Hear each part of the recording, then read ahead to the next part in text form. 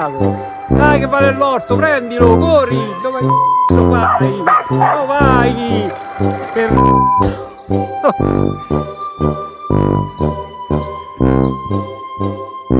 Ma ciao amici, benvenuti in questo nuovissimo video. Voi direte, la intro non è una delle più incoraggianti, come avete potuto vedere, però vi posso assicurare che ci sono anche tante cose positive. Parliamo di Yardcar M800 Plus. M800 sta per 800 metri quadrati, quindi un robottino che può falciare un prato di dimensioni generose, con vari tagli e varie modalità. Diciamo subito che se vengono sistemate delle piccole cosine che vi dirò durante la recensione, è un buon prodotto ad un costo ragionevole. Non cambiate canale perché ci vediamo fra qualche istante.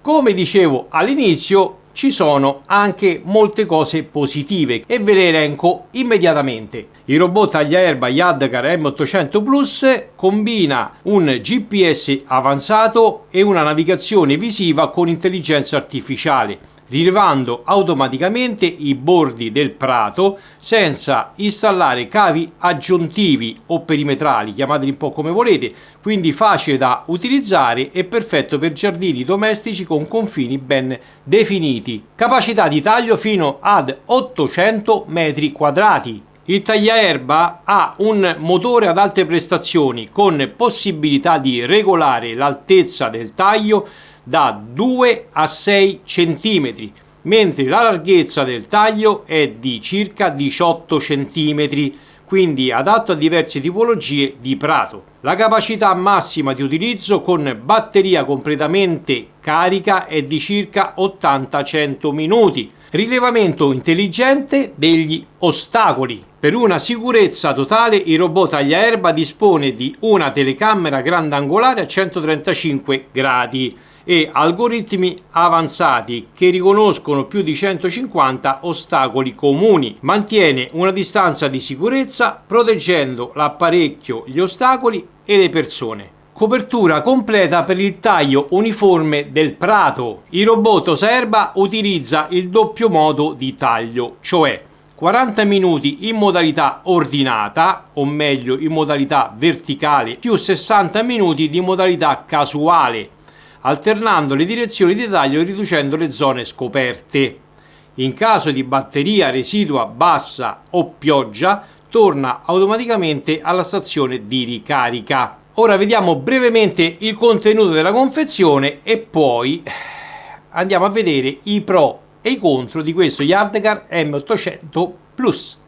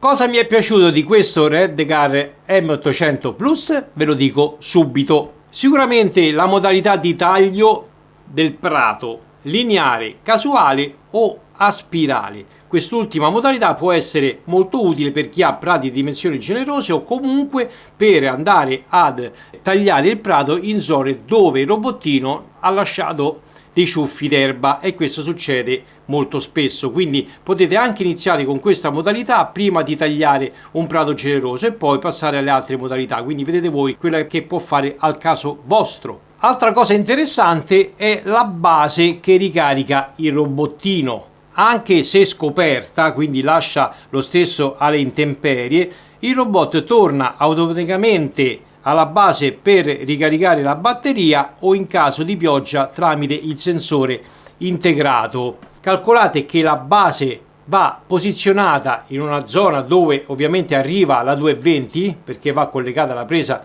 all'alimentazione di casa per ricaricare la batteria e far funzionare il wifi, ok? Perché il robottino si collega tramite l'applicazione o con il Bluetooth o con il wifi per essere pilotato da remoto. Quindi se lo posizioniamo in una zona dove non arriva il wifi di casa non possiamo sfruttare questa possibilità. Altra cosa importante è che la base ha un QR code dove il robottino lo inquadra con la telecamera per entrare correttamente e far collegare queste due staffe metalliche per ricaricare la batteria. Quindi posizionate la base in maniera corretta, perché altrimenti si inceppa un pochino.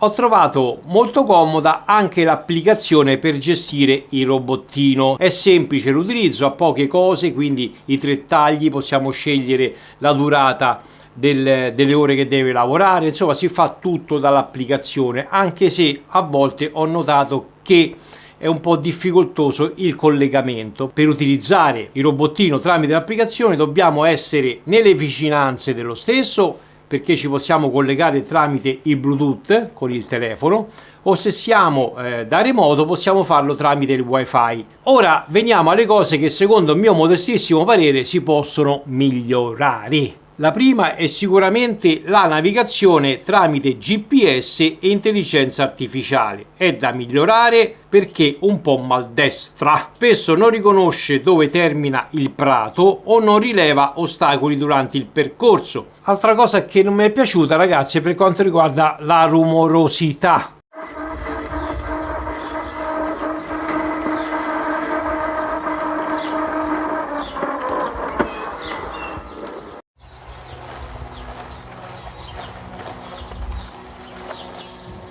Come su altri modelli di robot, purtroppo anche questo lascia dei bordi abbastanza evidenti, circa 20 cm dal termine del prato e inizio del pavimento.